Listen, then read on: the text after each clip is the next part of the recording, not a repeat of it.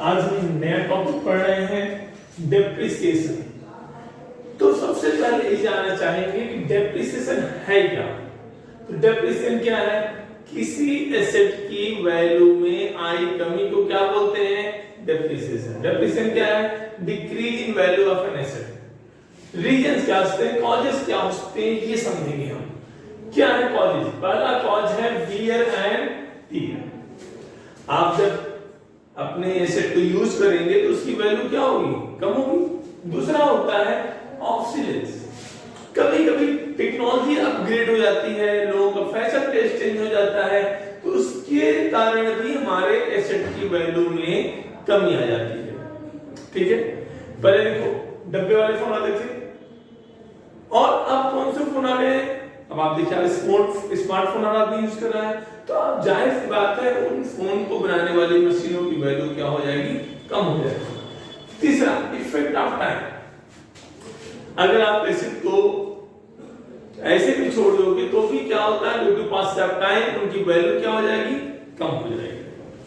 अगला पॉइंट होता है एक्सीडेंट। इसका एग्जांपल है, अगर कोई एसेट पुराना हो गया तो आप पुराने एसेट को नहीं लेते हैं। कपड़ा ही पुराना हो गया तो आप उसको नहीं पहनेंगे, आप नया चीज खरीदेंगे, तो वो क्या है? Effect of time. अगला पॉइंट होता है एक्सीडेंट। आपने नई कार ही खरीदी और कार को ले जा रहे हैं तो फ्लाईओवर पर कार ठुक गई, और जब कार ठुक गई तो क्या उसकी सेम वैल्यू आपको मिलनी है?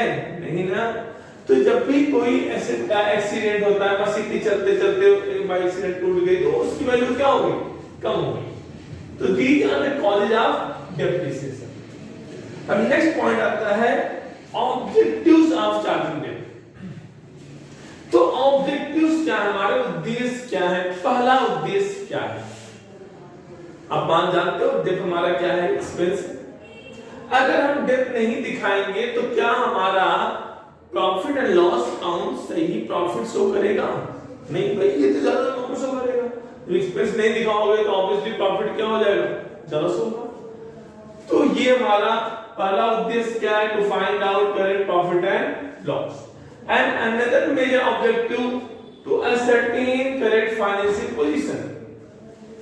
जब आप एसेट पर डेप्थ नहीं लगाओगे, मान लो एक मशीनरी खरीदी 5 लाख की और उसकी वैल्यू धीरे धीरे कम होती रहेगी ना।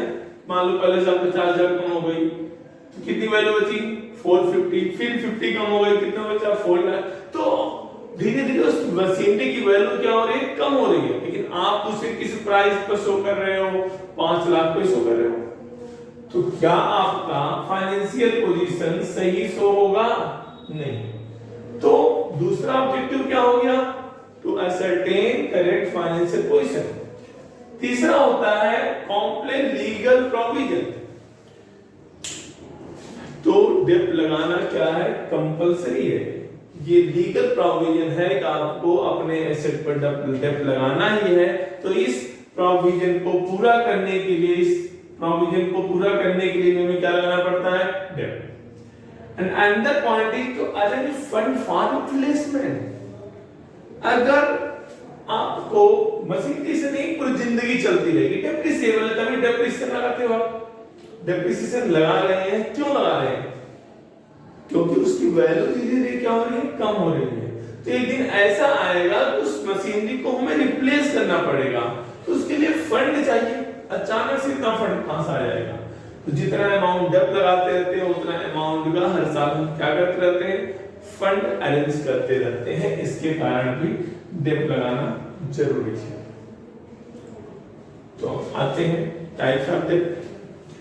तो टाइप्स में हम पढ़ेंगे, तो टाइप्स में क्या हमारे पास है?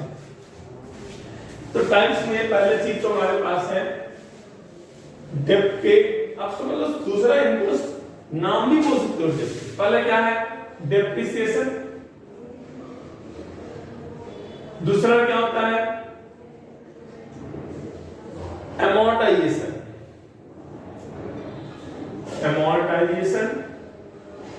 एंड तीसरा होता है डिप्रिसिएशन। डेप्रिसिएशन क्या होता है? डेप्रिसिएशन इज टेंजिबल एसेट पर चार्ज होता है। किस पर चार्ज होता है? Tangible asset. On tangible asset we use to charge depreciation. Tangible asset क्या है? लैंड, मशीनरी, लैंड पर डेप्थ लगता नहीं है। मशीनरी, फर्नीचर, इक्विपमेंट्स, बिल्डिंग, ये सब क्या है? टेंजिबल एसेट है। इन पर इनकी वैल्यू कम होती है तो इसे क्या बोलते हैं? डेप्रिसिएशन। आपकी बिल्डिंग 4 लाख की थी, अब उसकी वैल्यू 3 लाख आ गई तो इसे क्या बोलेंगे? डेप्रिसिएशन। वैल्यू कम, डेप्रिसिएशन। अमोर्टाइजेशन ये लगता है इंटेंजिबल एसेट्स पर। इंटेंजिबल एसेट्स आपको मालूम है इंटेंजिबल एसेट्स क्या होते हैं? जिनको आप देख नहीं सकते, छू नहीं सकते, वो क्या है? इंटेंजिबल। लाइक क्या? Patent, goodwill, copyright, computer software, ये क्या होते हैं? इंटेंजिबल। अगर इनकी वैल्यू कम हो रही है तो इसे क्या बोलते हैं? अमोर्टाइजेशन। आपकी गुडविल 5 लाख की थी, उसे धीरे धीरे आपको खत्म बुक्स में दिखा नहीं सकते आप। इंटेंजिबल एसेट्स को बुक्स में हटाना होता है हमें, तो आप उसको राइट ऑफ कर रहे हो तो क्या होगा? उसकी वैल्यू कम हो रही है, उसे क्या बोलेंगे? अमोर्टाइजेशन। अब डिप्लेशन क्या होता है?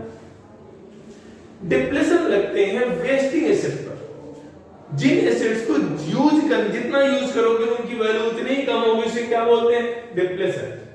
Like coal mines, oil wells, जितना मान लो कुएं की वेल है तो उसकी कैपेसिटी क्या होगी? लिमिटेड होगी कि इतना ही मेट्रिक टन इसमें से ऑयल निकल सकता है, या गैस निकल सकता है, या कोल निकल सकता है। तो जितना आप निकालेंगे उसकी वैल्यू क्या हो जाएगी? कम हो जाती है, तो उसे क्या बोलते हैं? डिप्लेशन। डिप्लेशन किस पर चार्ज होता है? On wasting assets. किस पर लगाते हैं इसको? Wasting assets. अब आता है हमारे पास, आई थिंक आपने इसको समझा होगा। अब हम